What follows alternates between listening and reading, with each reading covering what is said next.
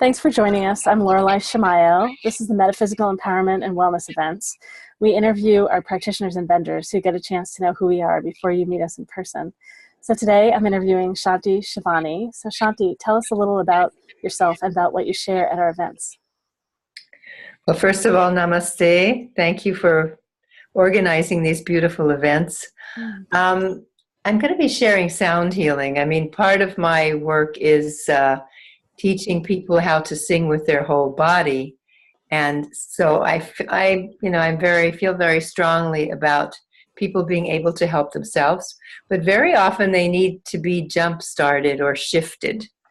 So I started doing sound healing after singing myself and practicing the yoga of sound for many, many years. And then I was doing the last year of a 3-year sound healing training, which was actually movement, sound, and color with Fabian Maman, who is one of the foremost pioneers of the sound healing world. And I did the last year of his training in 1993. And that opened me up to many other different ways of working with sound, because up until that point I had been, let me see, how many years had I been doing Indian classical ragas and practicing the yoga of sound? I started that in 1981. So 93, yes, I had been doing that for 12 years. And I was very deep into that. And sometimes I can get a little bit traditional and just want to stick to one thing, but he opened me up to the Japanese sounds, the Chinese sounds, all kinds of different ways of working with sound. And one of them was, of course, also working with sound and energy healing, and with color, which I always knew that color and sound were related.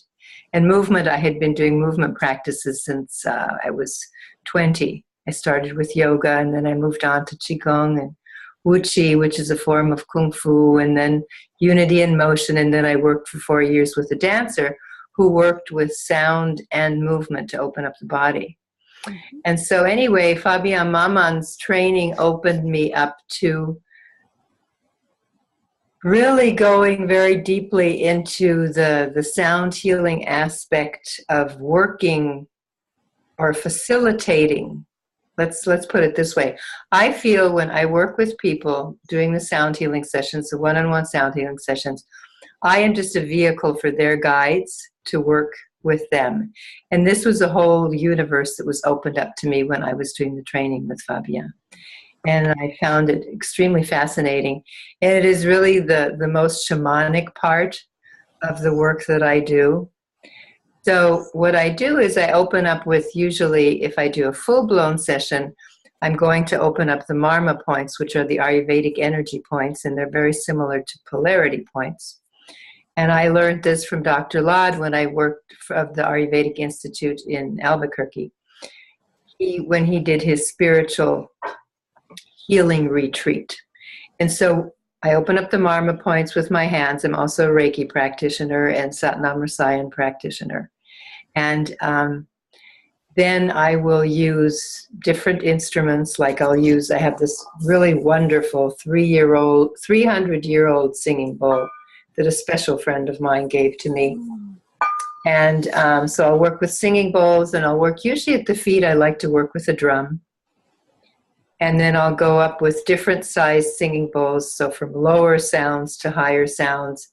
And then it goes into the bell. The bell is really wonderful in cleansing the lungs.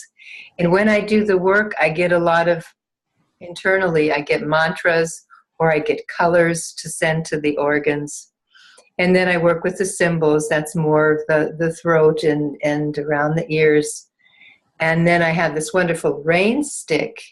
And the rain stick, what it does, it clears the mental body. And so then after that, working with all the different instruments, then I start tuning into the person and bringing through the sounds that want to come through. And then they usually turn into songs. And what I love about it is it has absolutely nothing to do with any of the musical training that I've had, any of the many different chants from different traditions that I sing. It's just always fascinating to me to listen to what wants to come through me. And very often we record it.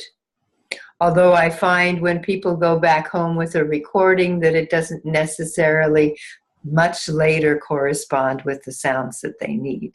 Yeah. You know? I think the sound recording probably doesn't pick up all of the, right? There's so much more resonance when it's in person, all the dimensions and.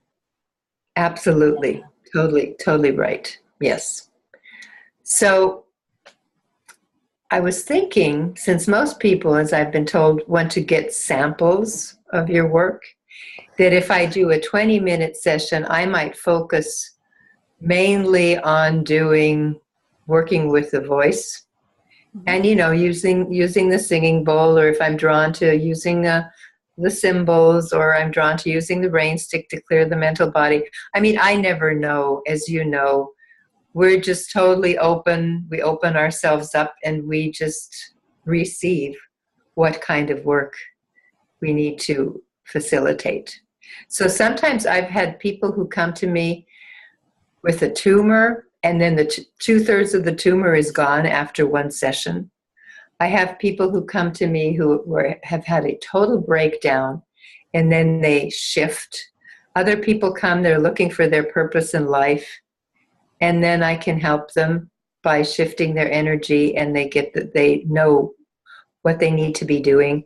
So it's really also, the results are just so varied, depending on what the person needs. Do you sometimes share like intuitive work by words as well? Do other things come through you, or primarily is sound? Yes. So what can happen is that I am told that the person needs to work with a certain spiritual path, because very often they don't. So sometimes, it was very interesting. I was working with a woman. I had no clue that she was half Hawaiian. And she's on the table, and I keep on getting this message. She needs to go back to Hawaii and connect with her roots. And this wonderful kahuna who I had met in Hawaii in 1994, he showed up on the inner plane for the first time, and he kept on giving me these messages. And then she needed to work with the songs, the Hawaiian songs, the old Hawaiian songs. Well, afterwards I tell her this. She's like, well, I'm half Hawaiian. My father, he became a Christian. He totally rejected his Hawaiian roots. I'm actually, one of my ancestors was the last princess of Hawaii. And so, totally resonated with her. She went and she studied the Hawaiian songs in Hawaii. And she's, of course, doing hula, and she's singing. And then she left her white Caucasian partner and met a Hawaiian man. And she's like totally integrated into her ancient ancestral roots. Mm-hmm. So things like that can happen. Or I'm told that they need to do like Qigong, for example. You should do Qigong. Or I sometimes, rarely, but sometimes I will receive a mantra. But what's really wonderful is also when I tune into their energy field to actually see their guide or guides. Like it could once an African man appeared. I had no clue that this woman was connected to this African tradition. So that's always really fascinating. So I will talk about that. I have learned, though, what happened in the very beginning when I started doing the work was that I would see all these past lives of people. And I had one client, she was really she became quite obsessed with the past lives. And she kept on coming back because she wanted to have these stories. And I realized that I needed to just put out, please just give me the information that is valuable, is of service for the person, which at this point in time is what is needed for the person to know. So a lot of that just disappeared. Mm-hmm. And it actually makes everything so much clearer, Yeah. It's great. It's great. And or colors, I will, I'll receive, that they have to work with a certain sound or color. I like to tell people, actually, even my vocal students, I will tell them, if they're working on a certain block in their body, to just ask their body intelligence or their inner guides which sound to work with, which color to connect with, and then radiate that color out. Sometimes it has to be the complementary color. Sometimes it has to be the color that will stimulate their system. Other times it's the color that has to cool it down. So that's always really very interesting. That's great. And I just can see your sense of color, right, and all the things that are around you too in the video right now. Yeah. Beautiful. Yeah. Yeah. Sweet. And then how's a session different when someone sees you privately? And is it in your home? Like, how long? And it's the different tools that you use? And It's usually going to be about an hour, a little bit longer if I do a full-blown session. mm-hmm. But as I said, people have told me that for them the most powerful part is when I use my voice. Mm-hmm.